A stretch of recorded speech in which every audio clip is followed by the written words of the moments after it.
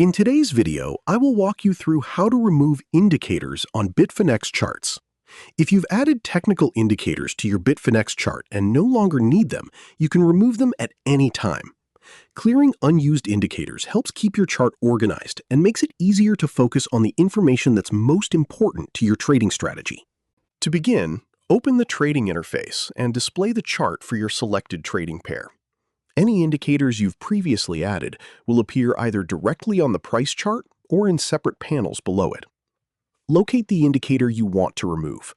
Depending on the type of indicator, you may see its name displayed on the chart itself or within its own indicator panel. One way to remove an indicator is by moving your cursor over its name. A menu or set of controls may appear, including an option to remove or delete the indicator. Select that option to remove it from the chart.